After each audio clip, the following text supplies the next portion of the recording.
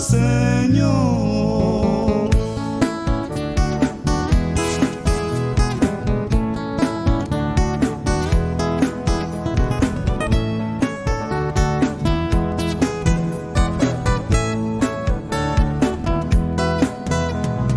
Hoy por eso con fervor a tu nombre doy loor, pues tuviste compasión y moriste en expiación, perdonando mis pecados, a mi alma diste salvación, luego todo fue alegría. No te separes de nuestra sintonía. Estás escuchando Radio Web Amor de Cristo, una radio cristiana evangélica de Chile.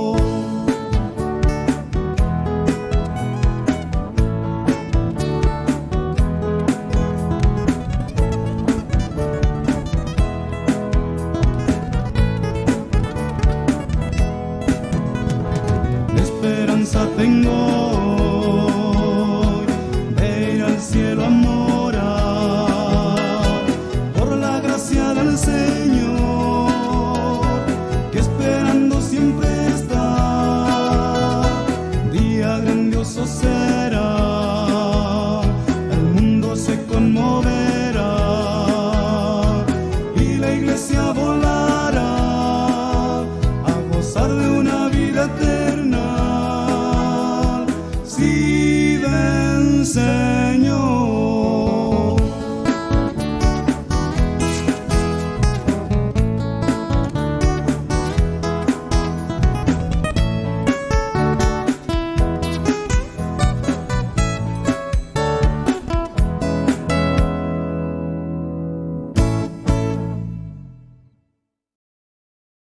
Este es un mensaje del pastor John MacArthur, traducido y predicado en español para el mundo de habla hispana.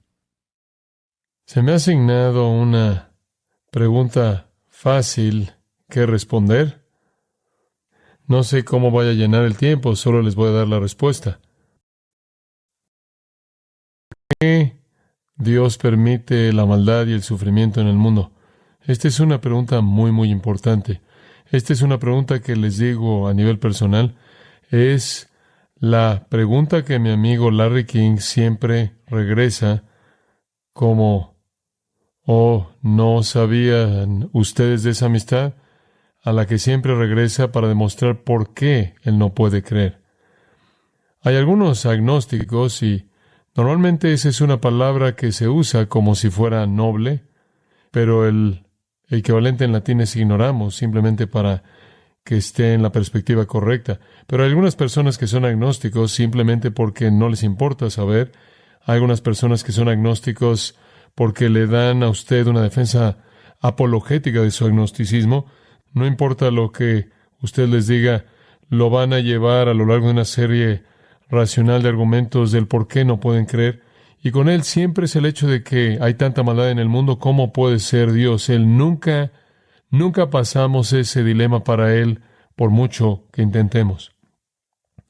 Una de las, creo yo, de las justificaciones favoritas para los escépticos bíblicos y liberales teológicos en su incapacidad por aceptar la Escritura es que no pueden resolver el asunto de que Dios es bueno y amoroso, sabio, amable, poderoso, y que el mundo esté siendo dominado por la maldad en todo tipo de formas. El silogismo podría ser un poco así. El Dios bíblico es amoroso, el Dios bíblico es bueno, el Dios bíblico es santo, el Dios bíblico es sabio, el Dios bíblico es todopoderoso. La maldad a nivel masivo existe en el mundo, por lo tanto el Dios bíblico no existe. ¿Cómo puede usted decirme que Dios es amoroso, bueno, santo, conoce todo, es todopoderoso y después me explica la maldad? Por lo tanto, en las mentes de algunos, el Dios bíblico no puede existir y por lo tanto la Biblia que presenta a dicho Dios no debe ser creída. Ahora hay algunos que ven esto como un dilema tan serio que en cierta manera coloca al cristiano en quizás cuarto y 40 en su propia línea de 10 yardas y la única opción es patear, cambiar el tema o responder con Deuteronomio 29, las cosas secretas pertenecen a Jehová, y patear eso lo más lejos que puedas para que entre al territorio enemigo. ¿Es eso lo mejor que podemos hacer cuando nos vemos presionados contra nuestra área de anotación teológica? Absolutamente no. Si usted conoce el libro de jugadas divino, entonces usted sabe que hay un diseño de jugadas perfecto, no solo para que podamos tener un escape temporal o para que lleguemos al primer down o que estemos en un rango de gol de campo, pero hay una respuesta en la Biblia con la que vamos a anotar un touchdown. Nos va a llevar hasta el triunfo y la victoria. La Escritura nos da una respuesta.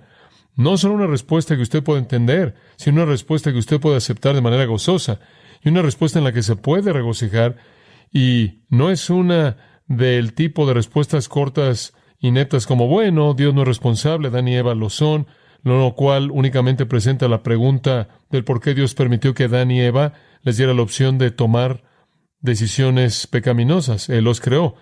Si Dios sabía que iban a tomar ese tipo de decisiones, entonces ¿por qué los hizo capaces de tomar ese tipo de decisiones? Eso no ayuda.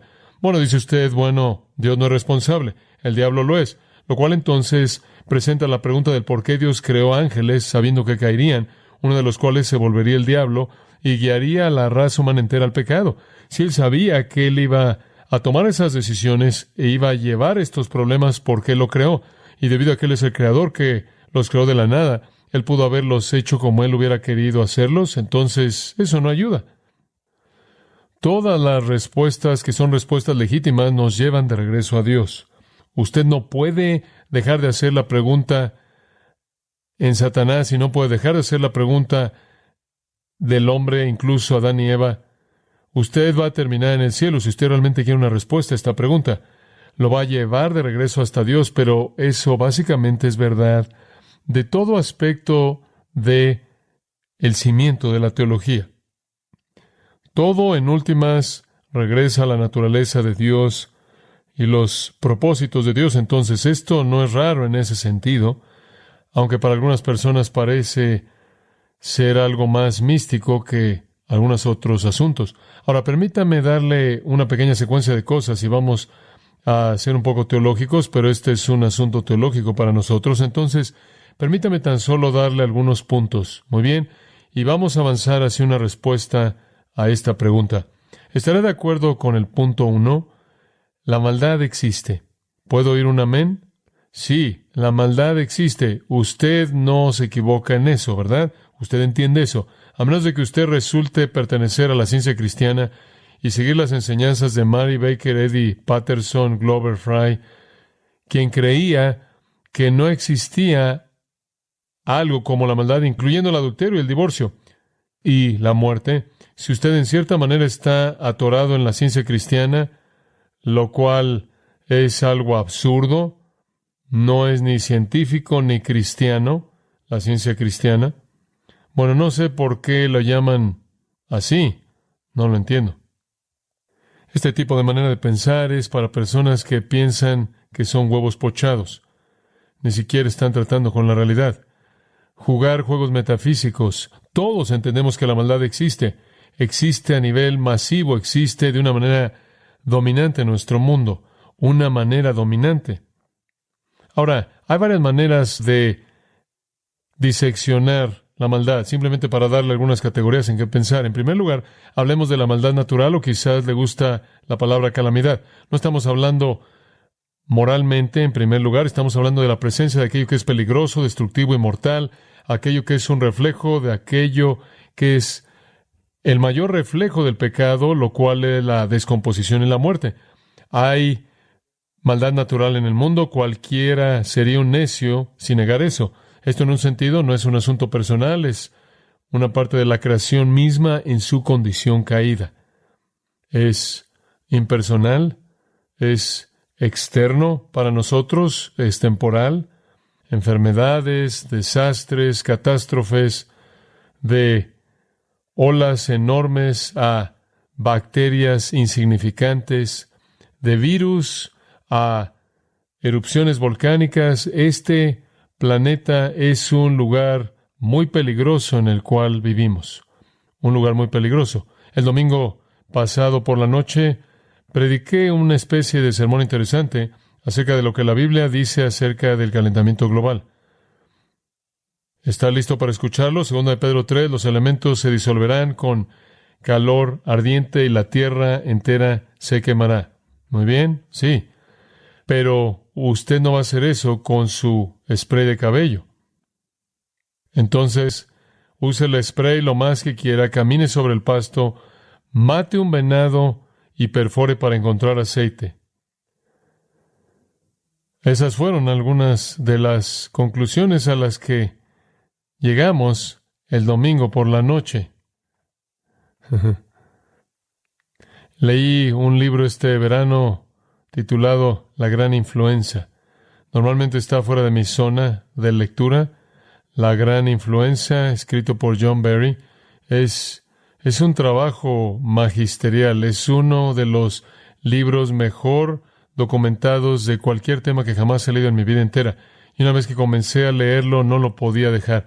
No son gráficas ni información científica, es la historia de la gran epidemia de la gripe que azotó a los Estados Unidos en los años 1918, y en 24 meses las mejores estimaciones son que 100 millones de personas murieron en este planeta. 100 millones de personas enfrentaron un virus muy agresivo que había cambiado y había mutado a tal grado que el proceso normal de infección viral no operaba. Era tan fuerte. Algunas personas murieron del mero trauma que el virus trajo al cuerpo. Algunas personas murieron de causas secundarias, primordialmente neumonía. La mayoría de la gente que murió entre la edad de los 20 y 40 años de edad, que tenían el sistema de defensas más fuerte, murieron porque su propio sistema de defensas los mató. En su esfuerzo por pelear contra el virus, mató a la persona. 100 millones de personas. Todo eso sucedió debido a un virus insignificante en algunos cerdos en Kansas. Todos los virus vienen de aves. Estaba en cerdos. Algunas personas que estaban cerca de los cerdos fueron enlistados para ir a la Primera Guerra Mundial. Fueron enviados a una base en Kansas con 25,000 soldados. Infectó a los soldados ahí y fue por todo el mundo. Un virus no es como una bacteria. No es una entidad plenamente viva. Únicamente tiene la mitad de una vida. Para reproducirse a sí mismo tiene que apegarse a una célula viviente y después se apodera del sistema genético en esa célula viviente y se reproduce a sí mismo a través de esa célula viviente. ¿Qué tipo de maldad misteriosa es esa? Y podría suceder otra vez. Este es un lugar muy peligroso en donde vivir. Me da tanto gusto estar viviendo en este fin de la historia humana. ¿Sabe usted que no hubo una enfermedad en la historia de la humanidad curada científicamente hasta 1885? Porque no sabían lo que causaba la enfermedad. Estaban sangrando a la gente. Entonces usted puede estar agradecido por los avances, ¿verdad? Usted puede estar agradecido porque está viviendo en esta época del hombre sujetando a la Tierra. Pero este es un planeta peligroso en el que vivimos. Quiero toda la energía que pueda conseguir y la quiero para todo el mundo, porque la gente que es pobre y está privada de energía son los que mueren en desastres naturales. Entonces, este es un lugar muy, muy, muy duro para sobrevivir. Y usted sabe eso. La maldad natural en el mundo. Esa es la razón por la que Romanos 8 dice, toda la creación hace ¿qué? Gime. En segundo lugar, hay maldad moral. La maldad moral es personal, interna, espiritual, impiedad, pecado, transgresión. Esto domina la raza humana. Y no solo estoy hablando de maldad moral como la que usted oye en ese tipo de discusiones presidenciales en la televisión. No estoy hablando de lo que pasa en Danfu. Todos conocemos que la maldad está en proporciones masivas, pero este tipo de maldad moral es abarca tanto, afecta tanto, que está en todo corazón humano y es una fuerza dominante y controladora. La Biblia dice, no hay justo ni aun uno. Todos los pensamientos del corazón del hombre son solamente de continuo malos. El hombre es impulsado por lujurias que producen pecado y muerte. Y entonces el mundo en sí mismo está bajo una maldición que hace que la maldad natural esté presente en todos lados. Y está habitado por personas que son malas hasta la médula, moralmente. Todos estos pecadores inmorales tratando de sobrevivir en un mundo caído, chocando el uno con el otro, en matrimonios que funcionan mal, familias y amistades y rivalidades que se incrementan hasta que llegan al nivel de guerras, son evidencia manifiesta de la maldad moral en el mundo. En tercer lugar, hay maldad sobrenatural. No solo existe la maldad que está en el corazón del hombre, sino que hay una fuerza de seres demoníacos que son tan antiguos como su creación, los cuales habrían estado existiendo alrededor del tiempo de la creación, de todo lo demás, que son entidades espirituales que por disposición y naturaleza, en su naturaleza espiritual, son corruptos, son espíritus malos, son mentirosos y engañadores. Y 1 Juan 5:20 dice que el mundo entero está bajo su líder y su sistema. Apocalipsis 12 nos habla de que la tercera parte de los ángeles santos cayeron del cielo y constituyen la fuerza de demonios que desarrollan sus ideologías, las fortalezas que se vuelven las tumbas de la gente, como Pablo los describe en 2 Corintios capítulo 10. Estos son seres viles que realmente, en algunas maneras, eran un poco más clandestinos hasta que Jesús llegó, y cuando Jesús llegó, hicieron un esfuerzo intenso por tratar de detenerlo, y entonces salen de una manera en la que no tenemos ningún registro de esto en la historia bíblica durante la vida y ministerio de Jesús. Él estaba demostrando su poder sobre ellos, pero al mismo tiempo estaba desenmascarando la realidad de ellos. Infecta nuestras vidas, como aprendemos de Job.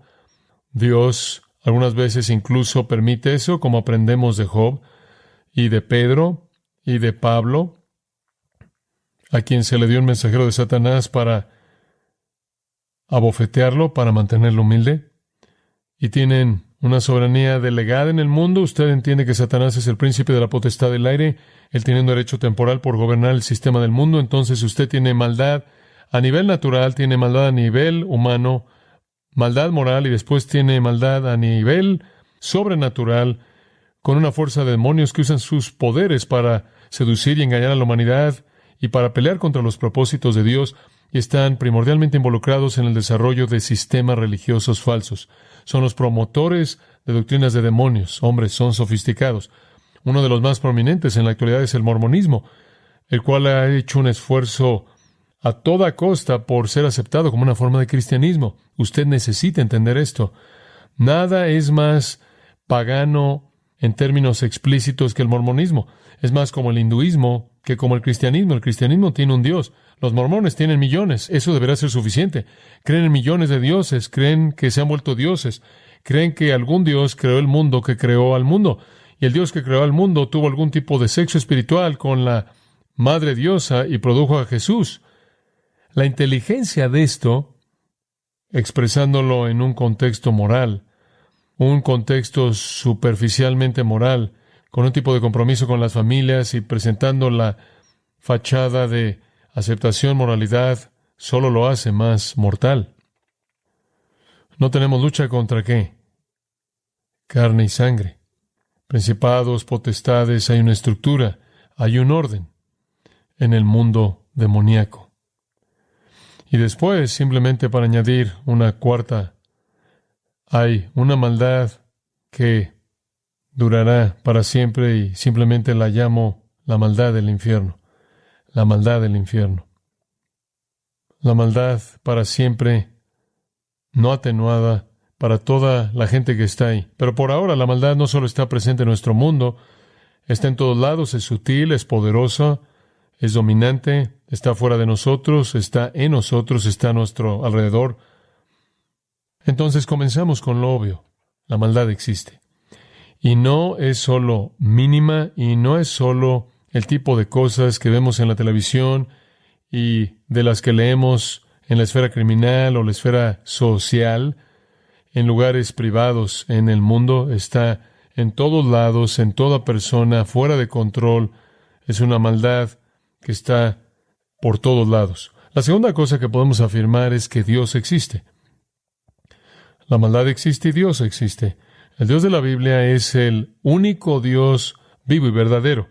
Él es el Dios a quien la Escritura revela que es, porque la Escritura es su revelación de sí mismo. Él es el Dios que la Escritura revela. Y la Escritura nos dice que Él es el único Dios. Él es la Trinidad, pero Él es un Dios en tres personas. Él es el único Dios y Él es, de acuerdo con la Escritura, absolutamente soberano.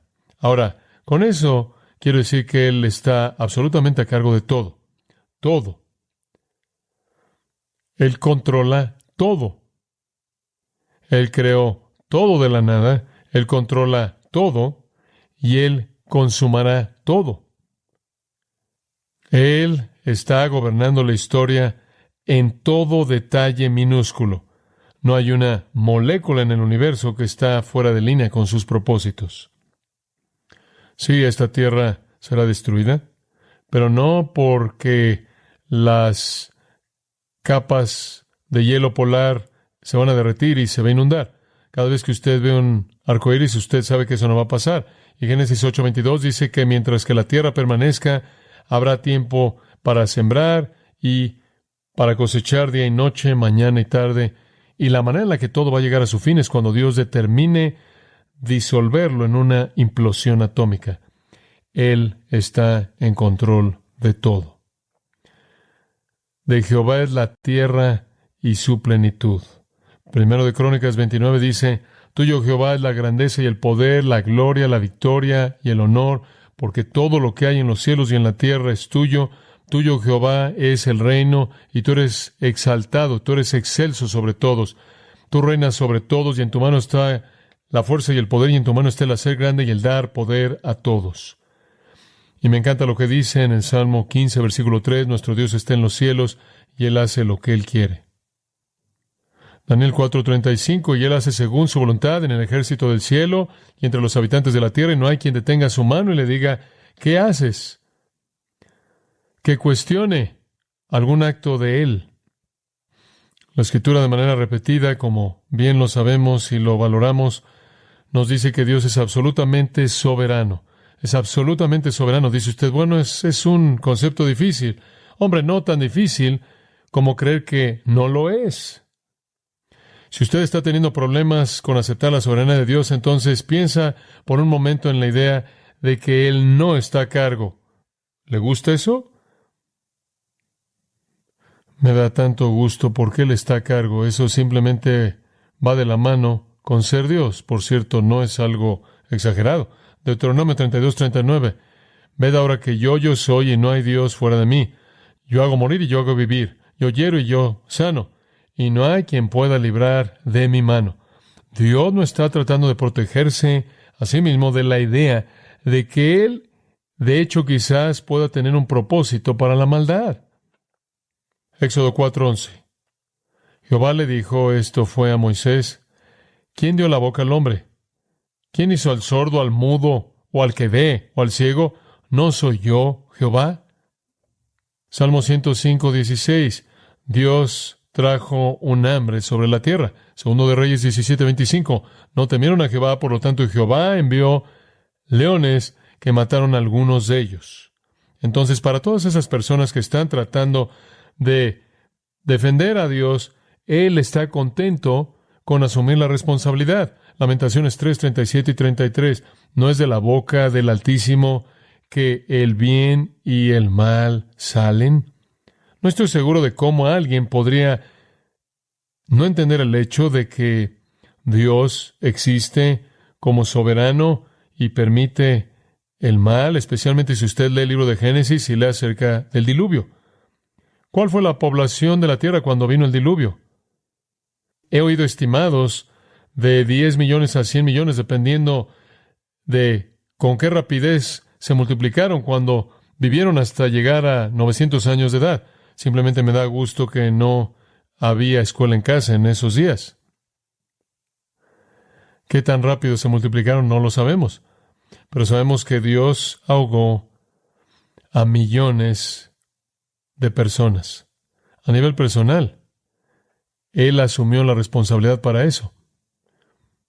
Entonces, mientras que la teología liberal y otros llamados evangélicos sienten la necesidad de manera desesperada por rescatar a Dios de esta percepción, Dios está bastante contento con presentar de manera clara que Él lo es, y de hecho que Él es soberano, sin vacilaciones sobre todo lo que existe, sin una pista de resistencia. Él no está pidiendo que lo rescaten de mala reputación que se le ha dado porque Él ha sido culpado por todas las cosas malas que están en el mundo.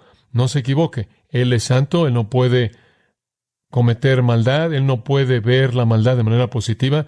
Él es el Dios que es incapaz de hacer algo malo. Él es santo, santo, santo, pero Él está contento con dejar la responsabilidad de la existencia del mal, incluso su acción, consigo mismo. Otra manera de decirlo sería tomar las palabras de 1 Timoteo 6:15.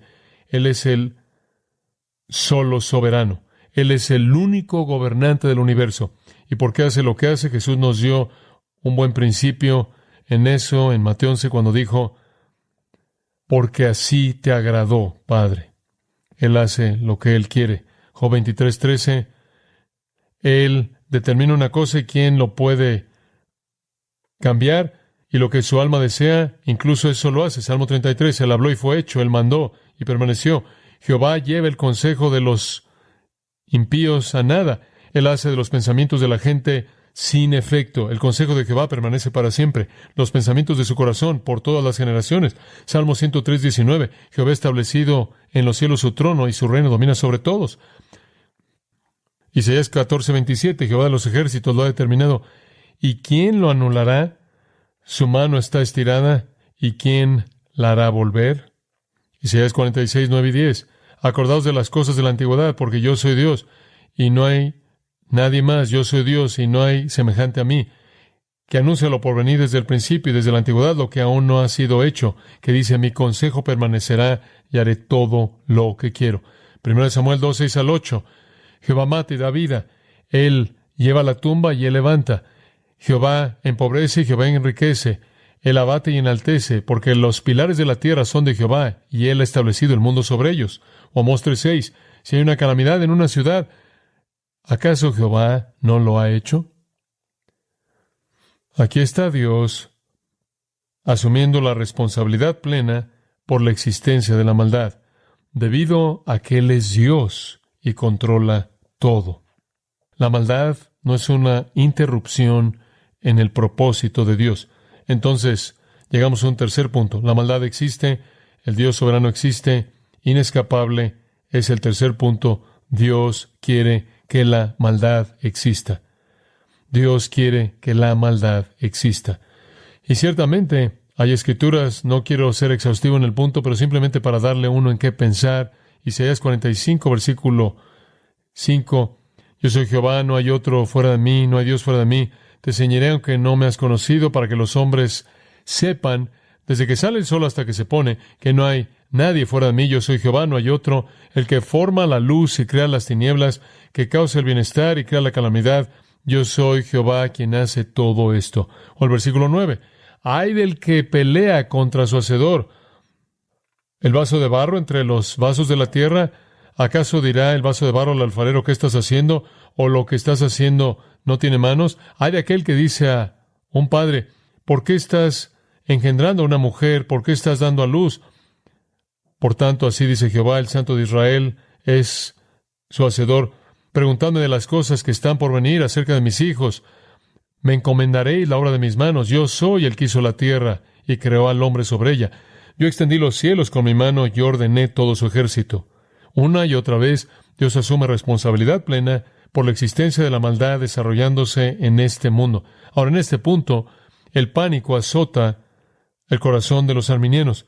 Sus ojos ven hacia arriba, en cierta manera les falta la respiración y entran a un pulso de corazón rápido. Sus palmas se llenan de sudor. Están bien con el hecho de que la maldad existe y están bien con que Dios existe. Incluso están bien con que Dios es soberano, siempre y cuando limite usted su poder soberano o su conocimiento soberano.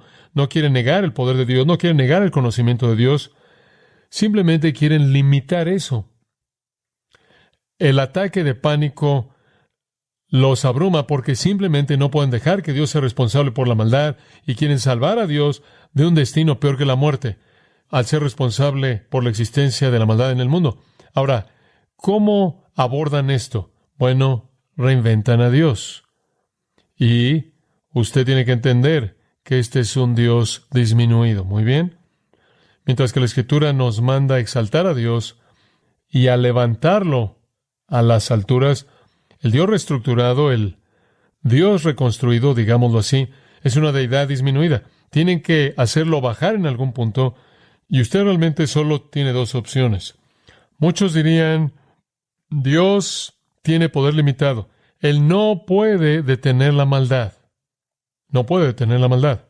O porque no tiene el poder en su naturaleza, o porque Él ha limitado deliberadamente ese poder de alguna manera. No obstante, Dios tiene poder limitado. Él es impotente para detenerlo. Oí eso tantas veces creciendo como joven. Cuando presentaba la pregunta, yo decía algo así como, ¿por qué es que Dios no detiene la maldad en el mundo? Y escuchaba respuestas como esta. Bueno, Él no lo comenzó.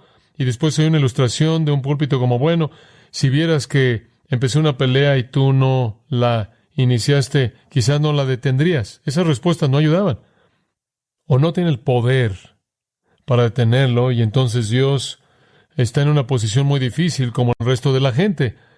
A Él no le gusta lo que está pasando, pero no puede hacer nada más que nosotros. O Él tiene el poder, pero de alguna manera está limitado en su conocimiento de lo que va a pasar. Y entonces lo sorprende cuando sucede. ¿Piensa usted que ese es un concepto bastante laico? No lo es. Detrás de eso hay una teología entera llamada teología de proceso. ¿Ha oído eso? Estaría mejor si no hubiera oído de ella, realmente. Esto es lo que la teología de proceso dice. Dios está en un proceso. Él está desarrollándose. Y entre más cosas pasan, más información obtiene Él y se vuelve mejor en enfrentarlo. En serio, esa es la teología de proceso. Dios está mejorando al realizar su trabajo como Dios. Y nada enseña como la experiencia, ¿verdad? Él es una deidad en proceso. Él se está volviendo lo que todavía no es, pero será, al final, lo que Él debe ser. También conocemos otro pequeño grupo de teólogos en esta categoría de conocimiento limitado, y son conocidos como el grupo de apertura. Y ellos simplemente dicen esto. Es otra forma de lo mismo. Dios no conoce el futuro. Dios no puede conocer el futuro porque el futuro no puede ser conocido porque no ha pasado. Dios no conoce el futuro. ¿Entiende usted todas las imaginaciones que tiene que inventar para escribir un libro que presente un argumento convincente usando la Biblia? Pero lo hacen. Dios, el Dios que es nuevo, que acaba de ser diseñado, tiene una limitación enorme. Él no sabe lo que ha pasado, entonces todo lo que Dios hace es una reacción. Y solo quiero decir, bueno, entonces, ¿cómo explica usted el Salmo 22, el cual comienza, Dios mío, ¿por qué me has desamparado? Porque Jesús dijo eso en la cruz, y el Salmo 22 da detalles de la cruz, detalles explícitos de la cruz. Y ese es simplemente un pasaje importante que mencionar. Pero la idea es que Dios está reaccionando y se siente tan mal por la manera en la que las cosas han salido. Bueno, ¿quieres decir que la crucifixión de Jesucristo fue una sorpresa? Él estaba ahí el jueves pensando, oye, no sé cómo va a salir esto, todavía no es viernes, ¿en serio? ¿En serio? Y después cuando Cristo estuvo en la cruz, Dios rápidamente inventó esta gran idea.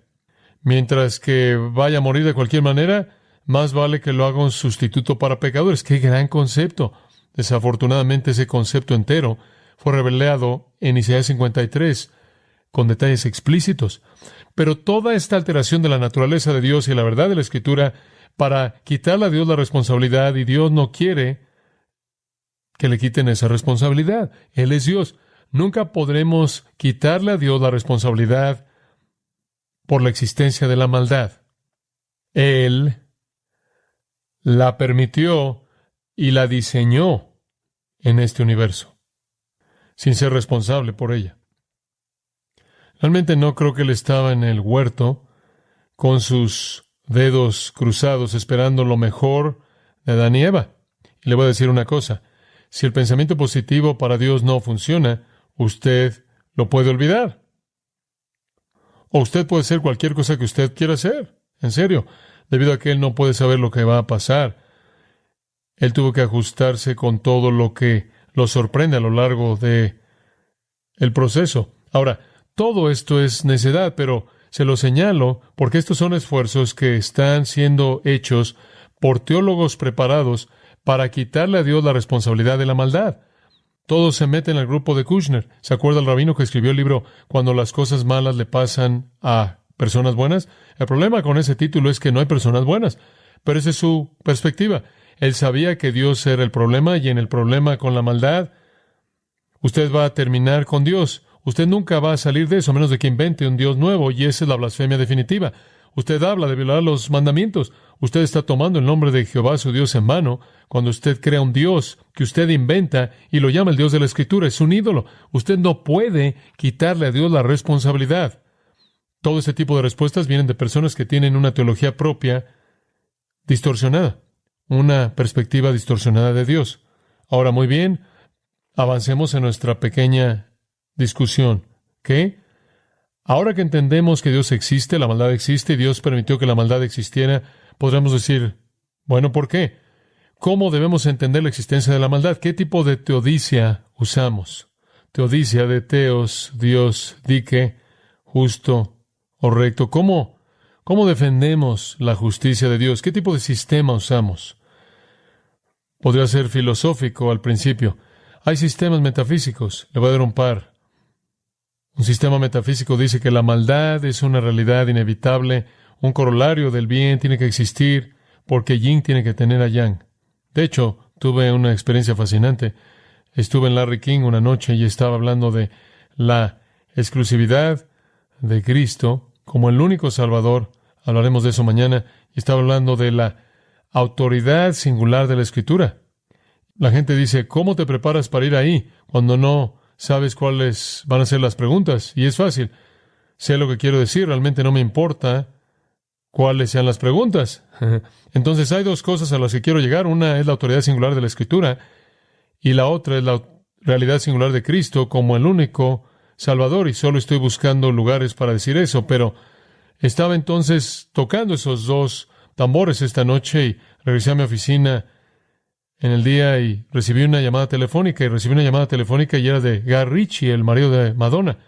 Usted sabe, no, creo que soy 5 de sus favoritos, estoy seguro que no lo soy y no sé qué lo resucitó, pero él dijo, ¿vendrás a mi casa y hablarías conmigo? Y yo dije, seguro. Entonces me metí a mi pequeño auto y llegué a Beverly Hills y fui a su casa y él me dijo, sabes, tengo que tener una conversación muy seria contigo. Yo dije, ¿en serio?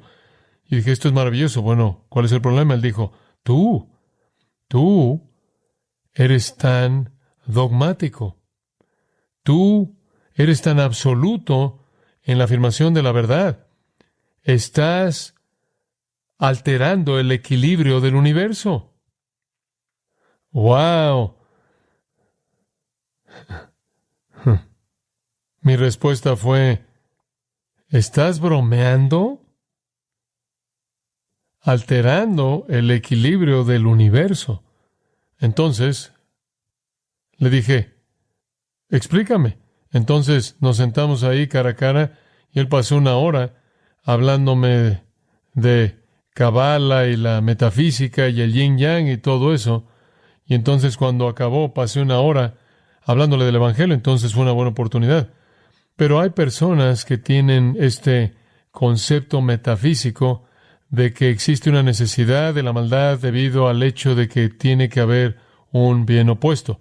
No es creado por Dios, les gustaría decir no, simplemente existe, simplemente está ahí, y así es, porque para cada más debe haber un menos, etcétera, etcétera.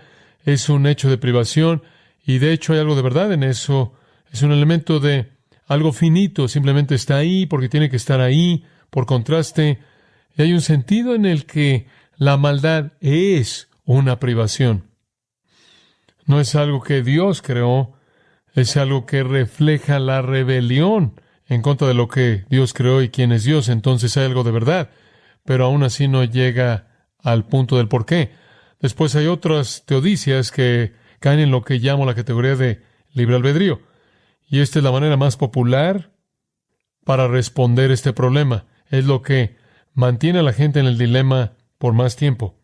Es que usted simplemente no puede tener un Dios que quita nuestro libre albedrío. No puede hacer eso. Somos estadounidenses. Esta es una democracia. Pero le voy a prometer esto. Si usted creció en la Inglaterra medieval, o si estuviera viviendo en una tribu con un jefe, o si creció en una dictadura totalitaria, usted no estaría luchando tanto con los derechos humanos. Usted tendría un entendimiento mejor del poder unilateral y la soberanía de lo que usted tiene. El experimento estadounidense realmente no ayuda a nuestra teología en este punto. El libre albedrío es más importante para Dios que justificar la maldad. Ese es un concepto interesante. El libre albedrío triunfa sobre la maldad en la escala de valores de Dios. Estoy tan comprometido con el libre albedrío que va a significar que yo tengo que permitir la maldad. Dios valoró la autonomía humana, y para proteger la autonomía humana, Él tuvo que permitir la maldad. Entonces, la maldad está atrás en la puerta porque el libre albedrío triunfa sobre todo. Los humanos tienen que tener la libertad para actuar determinada por ellos, y si Dios actuara como la causa primaria sobre ellos, si Dios decidiera y Dios les impusiera y Dios los forzara, violaría la voluntad de ellos. De nuevo, usted tendría que responder a la pregunta del por qué. Si Dios supiera que ellos tendrían libre albedrío y tomarían decisiones torpes, ¿Él los haría capaces de hacer eso? Eso no le ayuda a usted. Como puede ver, diseñar un Dios que tiene conocimiento limitado, diseñar un Dios que tiene poder limitado, diseñar un Dios, escuche esto, que preferiría que nosotros cumpliéramos nuestra voluntad en lugar de que Él cumpliera su voluntad, es diseñar un Dios que no es el Dios que está en la Biblia. Entonces, Dios conoce todo, Dios es todopoderoso, la maldad existe, Dios quiso que la maldad existiera. Él no la creó. Eso sería imposible para Él, como es imposible para Él hacer maldad. Pero Él quiso que existiera. Ahora eso nos lleva a la pregunta del por qué. Y creo que quizás tenemos tiempo para hablar de eso. ¿Por qué? Bueno, quizás le va a dar gusto saber que no estoy aquí como la primera persona que le va a dar la respuesta. ¿Qué hay acerca de la confesión de Westminster? Escuche esto. Dios, desde toda la eternidad, mediante el consejo más sabio y santo de su propia voluntad, de manera libre e incambiable, ordenó todo lo que pasa. Por lo tanto, Dios no es el autor del pecado, ni la violencia se ofrece a la voluntad de las criaturas, ni la libertad o contingencia de causas de segunda mano es quitada. La pecaminosidad procede únicamente de la criatura y no de Dios, quien, siendo el más santo y justo, no puede ser ni el autor ni el que aprueba el pecado. Y más adelante dice, todo lo que Dios decreta y cumple providencialmente es todo para la alabanza de su gloria. Por lo tanto, la existencia de la maldad es, al final, para la alabanza de su gloria.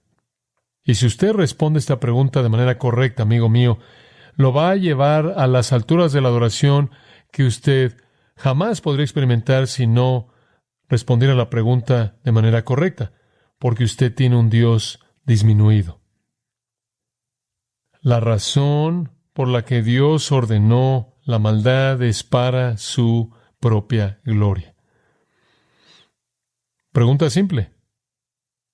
¿Acaso Dios es hecho más glorioso porque la maldad existe?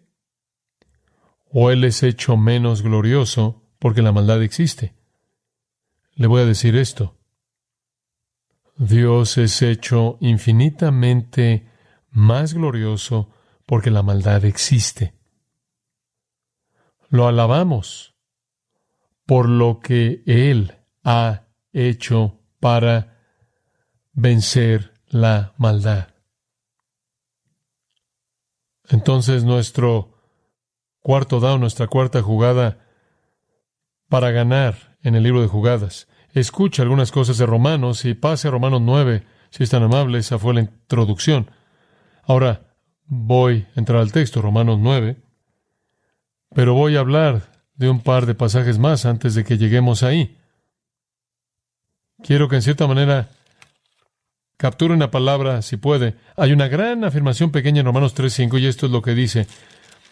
Nuestra injusticia, aquí está la palabra clave, demuestra la justicia de Dios. Nuestra injusticia demuestra la justicia de Dios. En otras palabras, nuestra injusticia, y en ese caso él está hablando de Israel en particular, nuestra injusticia, nuestro pecado, nuestra naturaleza caída, nuestra iniquidad, nuestra corrupción, nuestra condición miserable, coloca la justicia de Dios en despliegue, demostrada. Y eso, de manera singular, es una realidad en la cruz, ¿no es cierto? En donde usted ve la manifestación completa de la justicia de Dios desplegada, conforme Él castiga al Hijo santo, inocente, sin mancha, por nuestros pecados, para satisfacer de manera necesaria su justicia. Romanos 10. Pablo dice, los judíos tienen un problema. No entienden la justicia de Dios. ¿Qué quieres decir con eso? No saben cuán justo Dios es. ¿Cómo se refleja eso? Proceden a establecer su propia justicia. Ellos piensan que la justicia de Dios es alcanzable para ellos. En otras palabras, piensan que Dios es menos justo de lo que Él es y que ellos son más justos de lo que son y entonces pueden ganarse el ser aceptados por Dios. Pueden cumplir con el estándar de Él. No entienden que Cristo es el fin de la ley para justicia. Usted nunca entenderá cuán justo es Dios hasta que vaya a la cruz. Y usted verá ahí que por muy amoroso y lleno de gracia y misericordioso que es Dios, por muy pronto y dispuesto que está por perdonar al pecador, Él todavía tiene que ejecutar castigo infinito en un sustituto para tratar con su justicia. ¿Sabe? No sé si usted ha leído eso, esa escena de la cruz, analizándolo, pero desde las 9 de la mañana hasta las 12 del mediodía, cuando Él está colgando en la cruz, Él dice algunas cosas. Primera cosa, Padre, perdónalos, y después, hoy estarás conmigo en el paraíso, y después se oscurece, y está oscuro durante 3 horas, y Él no dice nada. Y después la oscuridad se acaba, y Él habla sus palabras finales. Y no sé si usted llega a pensar en esa oscuridad. La mayoría de la gente piensa que esa es la ausencia de Dios. He estado revaluando eso últimamente. Hay relatos en el Antiguo Testamento que nos dicen que Dios se revela a sí mismo en la oscuridad. El Sinaí, el pacto con Abraham, la oscuridad es un emblema de la presencia de Dios en juicio. Quizás esas 3 horas de oscuridad fue el castigo infinito de una persona infinita por parte de Dios por todos nuestros pecados. Y es cuando eso terminó en el texto que Él dijo, Dios mío, ¿por qué me has desamparado? Quizás Él estaba diciendo, Has estado aquí en presencia de juicio y ahora te fuiste, como si no hubiera un consuelo inmediato ahí. Es interesante pensar en eso. Pero lo que fue mostrado en la cruz fue la justicia de Dios en la necesidad de derramar un castigo infinito en una persona infinita, quien por lo tanto tuvo una capacidad infinita de absorberlo todo en 3 horas, lo cual todos los pecadores de todo el mundo que terminan en el infierno nunca podrán absorber en la eternidad. Esto muestra la justicia de Dios. Nunca veríamos la majestad de esa justicia si no viéramos la cruz. Nunca veríamos la cruz si no hubiera pecado. Entonces, para demostrar su justicia, Él permitió el pecado. Pero vea Romanos 9. Simplemente un par de comentarios. Versículo 22.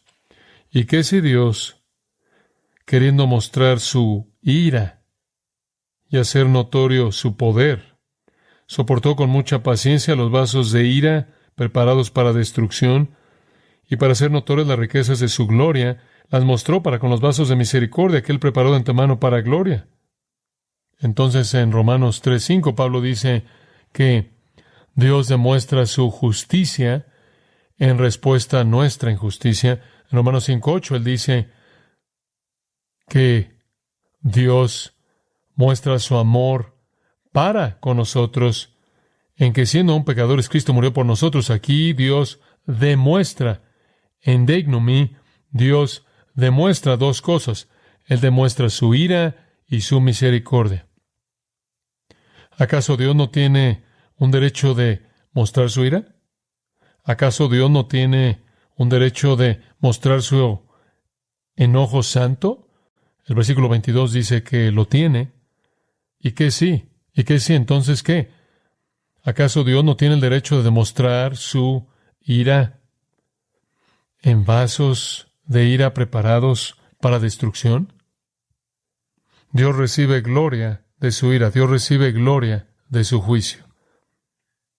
Pero por otro lado, Él también ha dado a conocer, versículo 23, las riquezas de su gloria en vasos de misericordia. No conoceríamos lo que es la ira y no conoceríamos lo que es la misericordia si no hubiera pecado. Y en ambos casos, Romanos 11 termina con un gran himno de alabanza, esa doxología, que Dios está demostrando las riquezas de su gloria. Él está desplegando el rango completo de sus atributos. En Apocalipsis 15,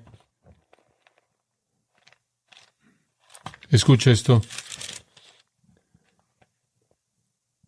Después de que la ira de Dios se acabó, versículo 1, dice: vi en el cielo otra señal grande y admirable, 7 ángeles que tenían las 7 plagas postreras, porque en ellas se consumaba la ira de Dios.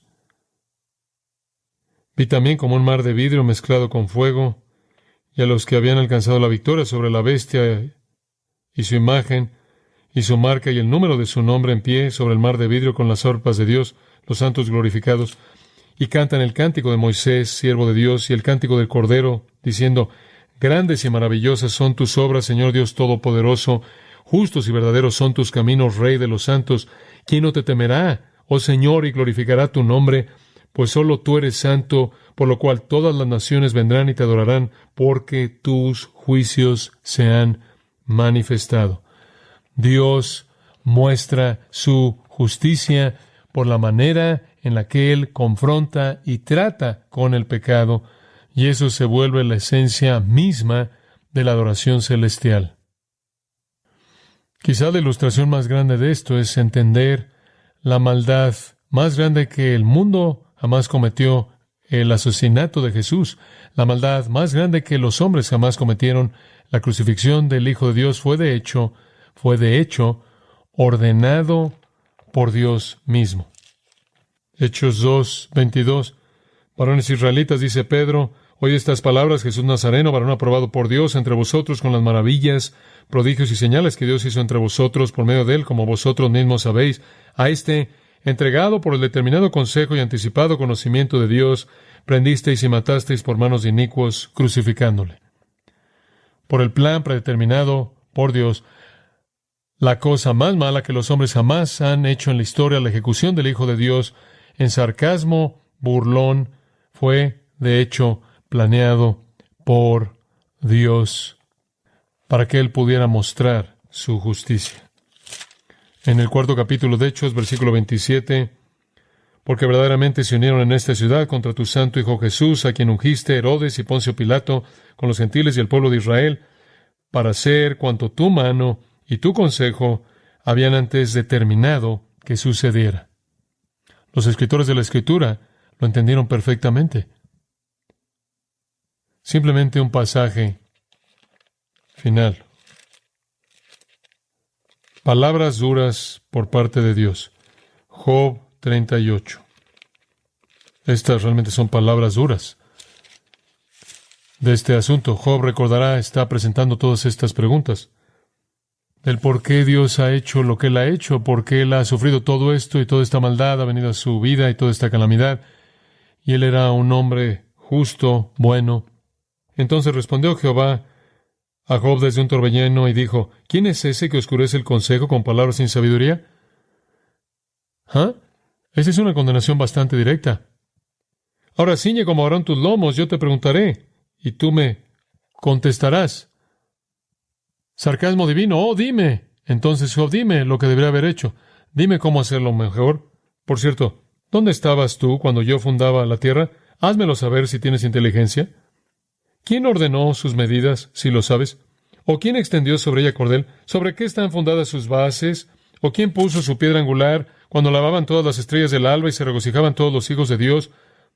¿Quién encerró con puertas el mar cuando se derramaba saliéndose de su seno? Cuando puse yo nubes por vestidura suya y por su faja oscuridad, y establecí sobre él mi decreto, le puse puertas y cerrojo, y dije, hasta aquí llegarás y no pasarás adelante, y ahí parará el orgullo de tus olas. ¿Has mandado en un momento, en algún punto de tu vida, tú a la mañana en tus días, has mostrado al alba su lugar? ¿Has entrado tú hasta las fuentes del mar? ¿Y has andado escudriñando el abismo? ¿Te han sido descubiertas las puertas de la muerte? ¿Has considerado tú hasta las anchuras de la tierra? ¿Quién repartió conducto al turbión y camino a los relámpagos y truenos? Y sigue, y va golpe tras golpe. ¿Podrás tú atar los lazos de las Pléyades o desatarás las ligaduras de Orión? ¿Estás tú a cargo de las estrellas y las constelaciones? Digo, ¿entiendes lo torpe que es presentar este tipo de preguntas y cuestionar la naturaleza y propósitos de Dios y pedirle que te rinda cuentas? Después Él se vuelve incluso más terrenal en el versículo 1 del capítulo 39. ¿Sabes tú el tiempo en que paren las cabras monteses? Sigue a lo largo de todas estas avestruces y caballos y otros animales. Esto simplemente es una diatriba en contra de la necesidad de hacer preguntas y pensar que Dios necesita explicarle a usted. Y después Él le pregunta si piensa que puede controlar un dinosaurio. Después Él llega al 42. Job 42. Muy bien. Respondió Job a Jehová y dijo, yo conozco que todo lo puedes y que no hay pensamiento que se esconda de ti. Fin de la discusión. Se acabó, ¿lo entiendes? Ahí está. ¿Quién es el que oscurece el consejo sin entendimiento? Por tanto, yo hablaba lo que no entendía. Lo admito. Y la parte hermosa de esto, en el versículo 5 dice, de oídas te había oído. Sabes, tenía cierto entendimiento de ti, pero después de esto, después de todo esto, realmente te veo y me arrepiento en polvo y cenizas.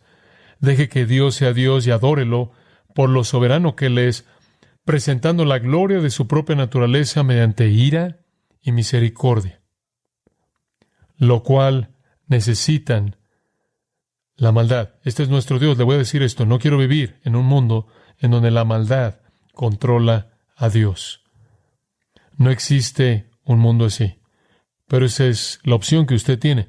¿O usted cree en el Dios que está en control completo de la maldad? ¿O usted cree que la maldad está en control de Dios? Y Él está reaccionando a esto en la mejor manera que puede. Ese no es el Dios de la Escritura. Te adoramos, Señor, con gratitud. Estas cosas, en muchas maneras, son simples de entender, sin embargo, misteriosas para nosotros, pero no hay misterio en el propósito que tú tuviste al demostrar tu justicia, demostrar tu amor, demostrar tu ira, demostrar tu misericordia, demostrar para siempre tu gloria, al permitir la maldad en este mundo y al triunfar a través de él. Y Señor, si pensamos por un momento que tú no estuvieras en control de la maldad, no tendremos garantía de que no volvería a aparecer en el cielo. Y el cielo no será el cielo de la Escritura, en donde no hay pecado, y no hay corrupción, y no hay muerte. Tú estás en control de la maldad. Y cuando su día se acabe y tú hayas terminado tu demostración, viviremos para siempre en las glorias de los nuevos cielos y la nueva tierra, en donde la maldad nunca, jamás volverá a existir, porque tú eres el soberano. Te adoramos, te alabamos y descansamos en esta gran confianza, agradeciéndote porque todo esto se nos ha encomendado mediante la gracia que ha venido en Jesucristo. Y oramos en su nombre. Amén.